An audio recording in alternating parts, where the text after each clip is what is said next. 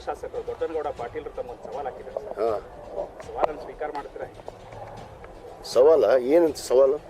ಈಗ ಅವರು ನಾಗೇಂದ್ರ ರಾಜೀನಾಮೆ ಕೇಳಲಿಕ್ಕೆ ಒಂದು ನಿಮ್ಮ ರಾಜೀನಾಮೆ ಕೇಳಕತ್ತಾರ. ಅಲ್ಲಿ ಅಕ್ರಮಗಳು ಮಾಫಿಯಾ ಮಾಡಿದ್ರೆ ಇಂಥವ್ರಿಗೆಲ್ಲ ಸಚಿವ ಸ್ಥಾನ ಕೊಟ್ಟರು. ಅದಕ್ಕೆ ನಾನು ಈ ಹಿಂದೆ ತಾವು ಮಾತಾಡಿದ್ದಕ್ಕೆ ನಾನು ಸವಾಲು ಸ್ವೀಕರಿಸ್ತೀನಿ ಅಂತ ಈ ರೀತಿ ಮಾತಾಡಿದ್ರೆ ನಾವು ದಮ್ಮಿದ್ರೆ ಉಸಿಗೆ ಪಾಯಿಂಟ್ ಎಲ್ಲಿದಾವ ಅಲ್ಲಿ ಕರ್ಕೊಂಡು ಹೋಗಿದ್ವಿ. ದಮ್ಮಿದ್ರೆ ಅಲ್ಲಿ ಸ್ಥಳಕ್ಕೆ ಬರ್ತಾರ ಸಚಿವರು ಅಂತ ಸವಾಲಾಗಿದೆ. ನೋಡ್ರಿ, ನನಗೆ ಮಾತೃವಾದ ಜವಾಬ್ದಾರಿಯನ್ನ ಇವತ್ತು ಮಾನ್ಯ ಮುಖ್ಯಮಂತ್ರಿಗಳು ನಮ್ಮ ಸರ್ಕಾರ ಕೊಟ್ಟಿದೆ. ಇವತ್ತು ಬರ ಇದೆ, ನಾಡಿನಲ್ಲಿ ಅನೇಕ ಸಮಸ್ಯೆಗಳಿದ್ದಾವೆ. ಅದರ ಕುರಿತು ಇವತ್ತು ಜವಾಬ್ದಾರಿಯನ್ನು ವಹಿಸಿ ನಾನು ಕಾರ್ಯಪ್ರವೃತ್ತನಾಗಿ ಕೆಲಸ ಮಾಡ್ತಾ ಇದ್ದೀನಿ. ಬರಗಾಲದ ಭೇಟಿಯನ್ನು ಕೊಟ್ಟಿದ್ದೀವಿ ಜಿಲ್ಲೆಯಲ್ಲಿ. ಅವರಿಗೆ ಪರಿಹಾರ ಕೊಡಿಸುವಂಥದ್ದು ಏನು 20 ಕೋಟಿ ಅನುದಾನ ಅವರಿಗೆ ಏನು ವಿಮೆ ಆಗಿರ್ಬೋದು ಮತ್ತು ಇನ್ಶೂರೆನ್ಸ್ ಬಾಕಿ ಇತ್ತು, ಅದನ್ನು ಇವತ್ತು ಕೊಡಿಸುವಂಥ ರೈತರಿಗೆ ಕೆಲಸ ಮಾಡ್ತಾ ಇದ್ದೀನಿ. ಇವತ್ತು ನಾನು ಈ ಏನು ಇವ್ರಿಗೆ ಸೋಲಿಸಿ ಮನ್ಯಾಗ ಕೂರ್ಸ್ಯಾರಲ್ಲ ಜನ, ಅವ್ರಿಗೆ ಸಹಜವಾಗಿ ಮಾತಾಡುವಂಥದ್ದು ಇದು. ಅದಕ್ಕೆ ಅವ್ರಿಗೆ ಪದೇ ಪದೇ ನಾನು ಉತ್ತರ ಕೊಡೋಕ್ಕೆ ಹೋಗೋದಿಲ್ಲ.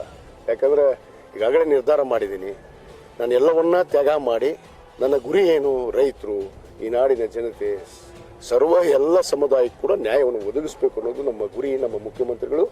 ಆದ ಕಾರಣ ಅವ್ರು ಏನೇ ಟೀಕೆ ಟಿಪ್ಪಣಿ ಮಾಡ್ಬೋದು. ಸಹಜವಾಗಿ ಪ್ರಜಾಪ್ರಭುತ್ವದಲ್ಲಿ ಎಲ್ಲರಿಗೂ ಕೂಡ ಹಕ್ಕಿದೆ. ಅದನ್ನು ವಿನಾಕಾರಣ ಆರೋಪಗಳನ್ನು ಮಾಡೇ ಬರ್ತಾ ಇದ್ದಾರೆ. ಅದಕ್ಕೆ ನಾನು ತಲೆ ಕೆಡಿಸ್ಕೊಳ್ಳೋದಿಲ್ಲ. ಅವ್ರು ಏನು ಹೇಳಿದ್ರು ಕೂಡ ನಾನು ಸಂತೋಷವಾಗಿ ಸ್ವೀಕಾರ ಮಾಡ್ತೀನಿ. ಆದರೆ ಅವ್ರಿಗೆ ಜನಕ್ಕೆ ಗೊತ್ತಿದೆ, ನನ್ನ ಕ್ಷೇತ್ರದ ಜನತೆ ಇವತ್ತು ಯಾಕೆ ಅವ್ರನ್ನ ಅಭಿವೃದ್ಧಿ ಮಾಡಿದರೆ, ಒಳ್ಳೆ ಕೆಲಸ ಮಾಡಿದರೆ ಅವ್ರನ್ನ ಯಾಕೆ ಸೋಲಿಸ್ತಿದ್ರಪ್ಪ, ಅದನ್ನೇ ತಿಳ್ಕೊಬೇಕು ದೊಡ್ಡನಗೌಡರಿಗೆ. ಮತ್ತು ಇದರಿಂದ ಮಾತು ನನ್ನ ಹತ್ರ ಬೇರೆ ಇಲ್ಲ. ಉತ್ತರ ಏನು ಕೊಡ್ತೀರಿ ಅವ್ರಿಗೆ? ಒಂದು ದಿವಸ ಮಾತಾಡೋರಿಗೆ ಏನು ಕೊಡ್ಬೋದು, ದಿವಸ ಆಳೋರಿಗೆ ಏನು ಹೇಳ್ತಾರೆ? ಸವಾಲು ಏನು? ನಾನು ಸವಾಲು ಬಹಳಷ್ಟು ಹಾಕೀನಿ. ಆ ಸವಾಲಿಗೆ ಉತ್ತರ ಕೊಟ್ಟಿಲ್ಲ ಆ ಮನುಷ್ಯ.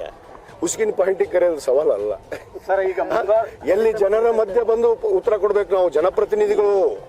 ಉಸ್ಕಿನ ಪಾಯಿಂಟ್ನಾಗ ಹೋಗಿ ಉತ್ತರ ಕೊಡೋದಲ್ಲ. ಅದನ್ನು ನಾನು ಹೇಳ್ತೀನಿ ವಿವರವಾಗಿ ಇನ್ನೂ ಬೇಗ ಸಂದರ್ಭದಾಗ.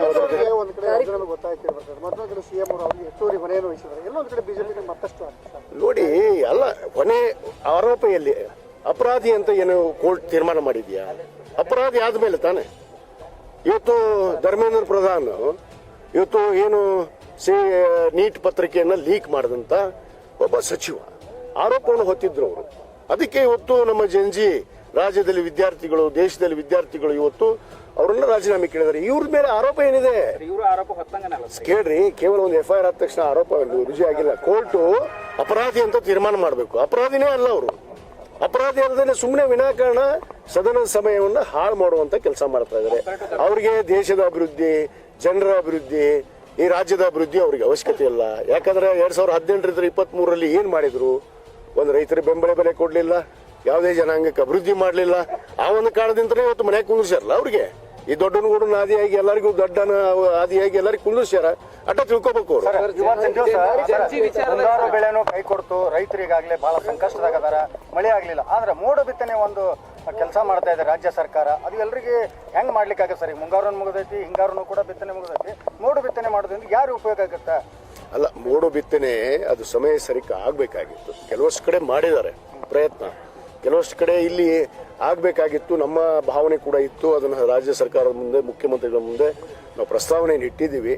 ಇವತ್ತು ರೈತರಿಗೆ ಏನು ನ್ಯಾಯವನ್ನು ಒದಗಿಸಬೇಕು ಅನ್ನೋದು ಮುಖ್ಯ. ಜಂಜಿ ಹೋರಾಟದಲ್ಲಿ ವಿದ್ಯಾರ್ಥಿಗಳ ಮೇಲೆ ಬಿಜೆಪಿಯವರು ಕಾರ್ಯಕ್ರಮ ಲೇಟ್ ಆಗ್ತಾ ಇದೆ.